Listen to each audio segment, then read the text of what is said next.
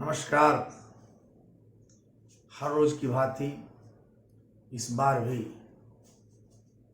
विवाह पर ग्रहों के प्रभाव के बारे में जो हमारे वीडियो बन रहे हैं, आज हम लोग ये जानेंगे कि शनि कुंडली में कहाँ रहें तो शादी जल्दी हो जाती है, शनि के किस प्रभाव के चलते शादी विलंब से होती है और शनि के किस प्रभाव के चलते दाम्पत्य जीवन सुखमय होता है या दाम्पत्य जीवन टूट जाता है।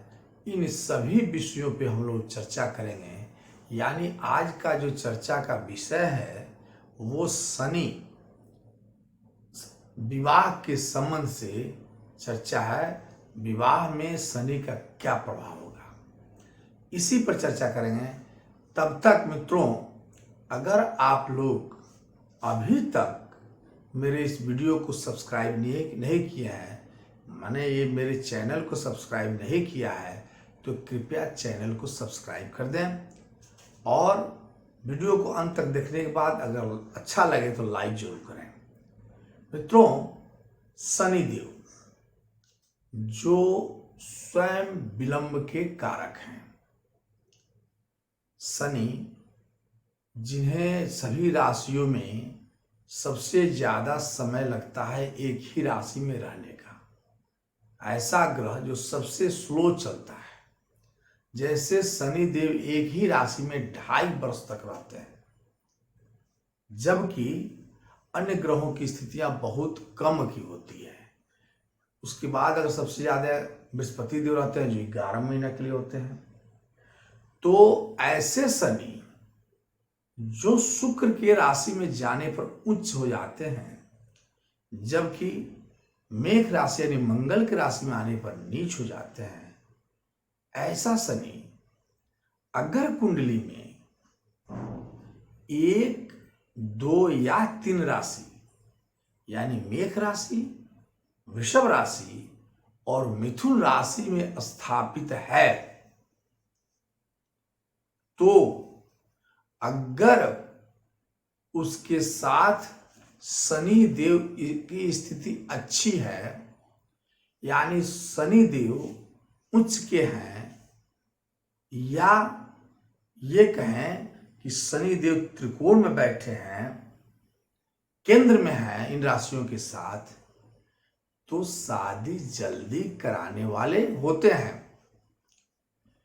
मतलब ये कि अगर शनि देव कुंडली में कहीं भी मेष राशि, वृषभ राशि या मिथुन यानी 1, 2 और 3 अक्षर जो है, इस अक्षर में अंक में 1, 2, 3 अंक में अगर बैठे हैं तो शादी जल्दी कराते हैं, बशर्ते शनि की स्थिति अच्छी होनी चाहिए।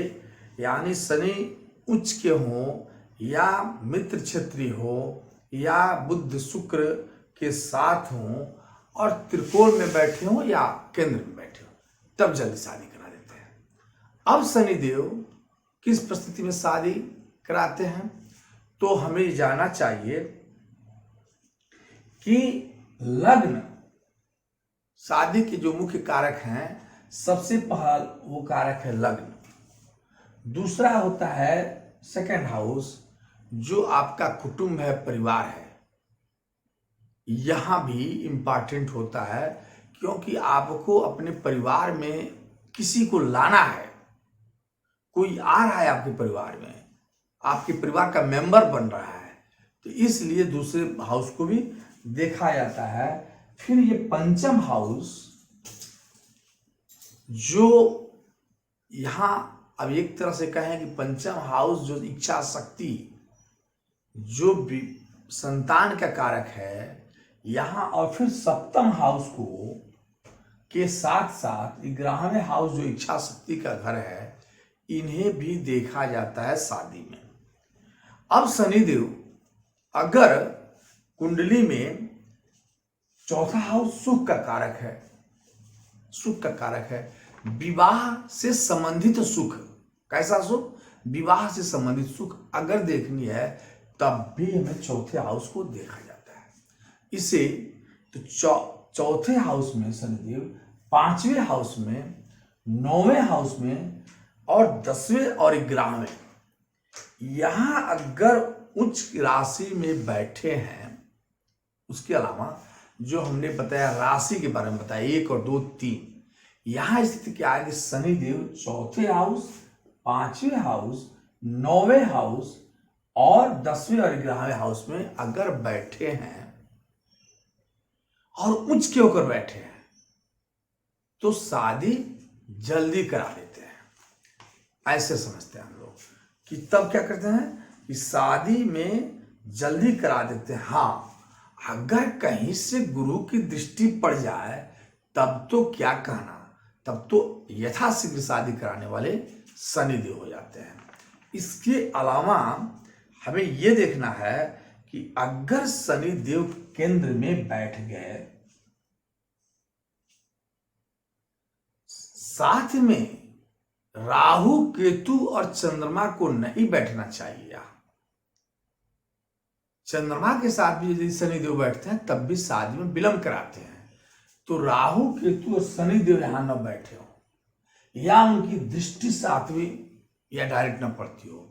शनि राहु केतु की दृष्टि 3 दृष्टियां हैं, 5, 7 और 9, इस दृष्टियों से न देखते हो तो, और कहीं से भी गुरुदेव की दृष्टि इस शनिदेव पर पड़ जा रही हो तब भी शनिदेव शादी जल्दी कराने वाले होते हैं। अब इसके अलावा हमें गोचर को देखना भी जरूरी होता है। गोचर को देखने से क्या होगा, गोचर में सप्तम भाव के स्वामी, 7वें घर के स्वामी, जैसे यहां 7 अंक ये है, ये तुला राशि है, इसके स्वामी शुक्र हो गए।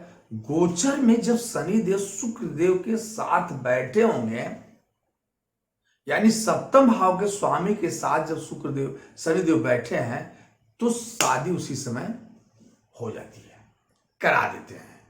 यानी गोचर को भी देखना जरूरी होता है कि शनिदेव अगर गोचर में सप्तम भाव के स्वामी के साथ बैठे हों तो शादी जल्दी करा देते। इसके अलावा शनिदेव गोचर में लग्न के स्वामी के साथ, दूसरे घर के स्वामी के साथ, पंचम भाव के स्वामी के साथ, 9 भाव के स्वामी के साथ, 11वें भाव के स्वामी के साथ अगर बैठे हों तब भी शादी जल्दी करा देते हैं। गोचर में जब हम चलेंगे तो जैसे लग्न मान लो यहां पे मेष राशि है, गोचर में शनिदेव जब भी मेष राशि के साथ आएंगे यानी मंगल के साथ होंगे, शादी जल्दी करा देंगे।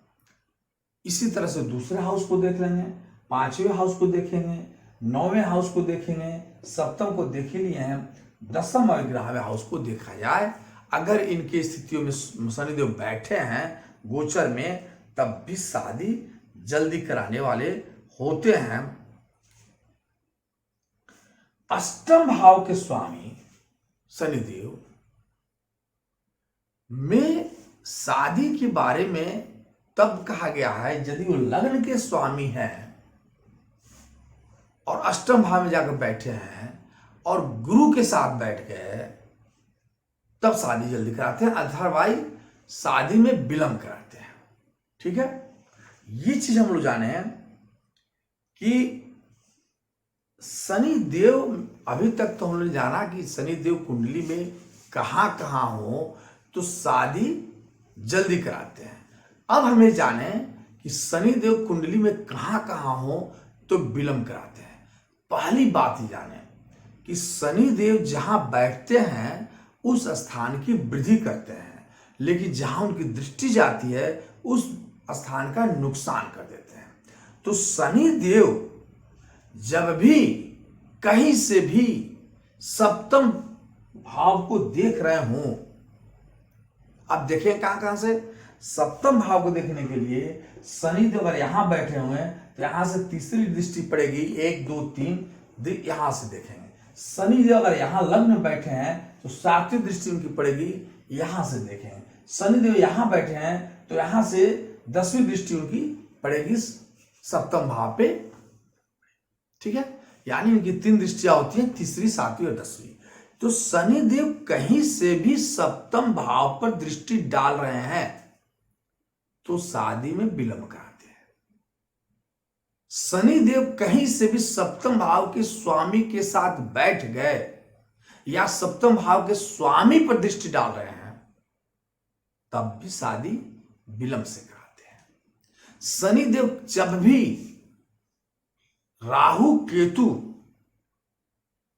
के सामंजस्य को बना लेते हैं और गुरु के साथ बैठ जाएं, शुक्र के साथ बैठ जाएं तो शादी विलंब से कराने वाले होते हैं, ठीक है। शनि देव की दृष्टि के बारे में तो हम लोग जान गए। अब एक चीज और जाने, जैसे मैंने कहा कि शनि देव सप्तम भाव में स्वयं बैठ जाएं और राहु के साथ बैठ जाएं तब तो शादी विलंब से होती है, दाम्पत्य जीवन सुखमय नहीं बीतता है, कष्टकारी होता है। अगर शनि देव सप्तम भाव में है, कहीं से मंगल की दृष्टि पड़ जाए तब भी शादी में दिक्कतें आती हैं। या यूं कहें सप्तम भाव में मंगल बैठे हों और शनि की कहीं से दृष्टि पड़ जाए तब भी शादी विलंब से होती है। ये तो हो गया शादी शीघ्र कब होगी, शनिदेव कराते हैं, और शादी में विलंब कब होती है। शादी अचानक कब हो जाता है, ऑल ऑफ सडन, ये भी शनिदेव का बहुत कमाल की बात है। इसके लिए हमें गोचर में जाना होगा। जैसे यह कहा गया है कि गोचर में जब भी गुरुदेव सप्तम भाव के स्वामी के साथ संबंध बनाते हैं तो शादी कराते हैं, या गुरुदेव की जो महादशा चल रही है या सप्तम भाव की महादशा चल रही है और उसमें गुरुदेव कब आते हैं, पुरुष है तो शुक्र की कब पोजीशन आती है, कब आते हैं शुक्रदेव, तो वह समय होता है शादी करने का। शनि देव अगर सप्तम भाव के स्वामी की महादशा में गोचर करें सप्तम भाव पर तो अचानक शादी होती है, करा देते हैं। इसके अलावा सप्तम भाव के स्वामी की महादशा में या अंतर्दशा में शनि देव जब भी पहले स्थान में, पंचम स्थान से, सप्तम स्थान से, नवम, दसम और 11वें भाव से गोचर में करते हैं, साथ में आते हैं या गोचर में आते हैं, वो समय जो होता है ऑल ऑफ सडन शादी होने वाली होती है। क्योंकि शनि देव की स्थिति को बहुत लोग ध्यान नहीं देते हैं। ध्यान देते हैं बृहस्पति पर, ध्यान देते हैं शुक्र की स्थिति पर, ध्यान देते हैं सप्तम भाव की स्थिति पर, लेकिन शनि देव भी ऑल ऑफ सडन शादी कराने वाले होते हैं।